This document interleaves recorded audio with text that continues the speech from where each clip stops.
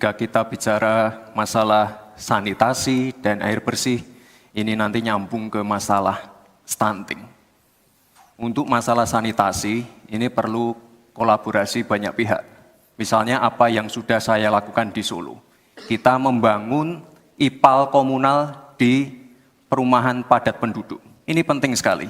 Lalu untuk kebutuhan air bersih, kita juga bekerja sama dengan kabupaten sekitar, misalnya dengan Wonogiri, Klaten, untuk mendapatkan air bersih.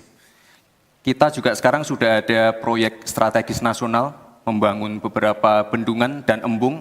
Ini nanti juga penting untuk meneruskan program pengairan nasional yang nanti berguna untuk pengadaan air bersih dan juga untuk mengairi sawah. Ke depan, masalah sanitasi dan air bersih ini penting sekali. Karena kami dari paslon nomor 2 ingin menyiapkan generasi-generasi emas yang sehat dan pintar. Kalau kita mengintervensi masalah stunting, kita juga harus mengintervensi tempat tinggalnya juga.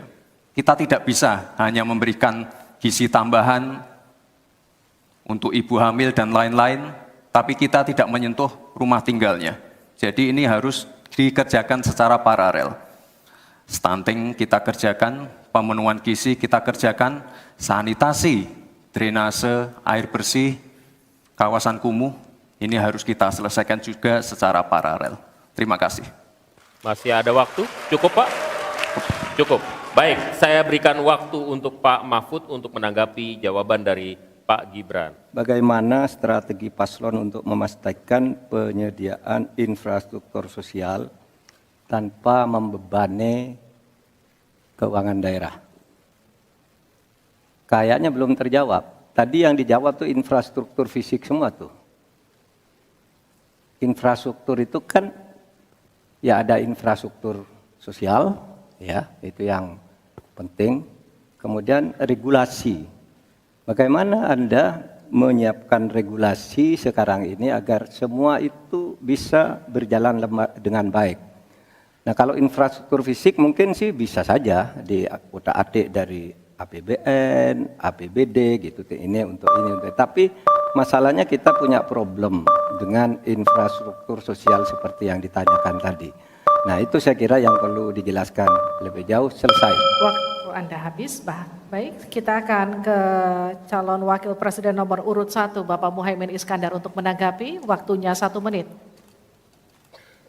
Infrastruktur yang disampaikan Pak Gibran menjadi bagian dari yang perlu disediakan. Tapi infrastruktur sosial atau infrastruktur kerakyatan, pada dasarnya kita bisa melibatkan semua pihak untuk hadir dan memberikan solusi.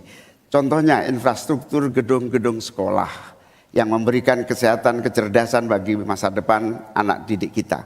Apa yang bisa kita lakukan? Misalnya kita bebaskan pajak buat seluruh penyelenggara pendidikan supaya fiskalnya terpenuhi, supaya pendidikan bisa terjangkau, sehingga semua bentuk pendidikan, semua bentuk yang berkaitan dengan pencerdasan kehidupan masyarakat kotanya, maka dibebaskan pajaknya. Ini seperti yang sudah dilakukan di Jakarta, yang ini bisa kita tarik ke tingkat nasional. Infrastruktur sosial tercipta dengan pemerintah memberi fasilitas yang memadai. Cukup Bapak? Cukup. Baik. Kita stop, countdown. Tenang. Saya berikan kembali waktu untuk Pak Gibran untuk menanggapi atas tanggapan dari Pak Mahfud dan Pak Muhaimin. Baik, terima kasih. Mungkin Prof. Mahfud dan Gus Muhaimin kurang paham dengan apa yang sudah saya paparkan. Saya tadi juga bicara masalah infrastruktur sosial, stunting itu loh Pak. Ya, tapi nggak apa-apa, saya perjelas lagi. Kita punya program makan siang gratis. Banyak yang nyinyir, tapi sekali lagi Pak, program makan siang gratis ini adalah investasi menuju Indonesia emas. Program makan siang gratis 400T ini adalah stimulan untuk ibu-ibu, warteg-warteg, warung-warung, catering-catering yang ada di daerah. Bayangkan 400T mengucur ke daerah-daerah. Semua ibu-ibu ikut memasak makan siang untuk anak-anak kita. Itu Pak yang saya maksud dengan infrastruktur sosial. Program makan siang gratis.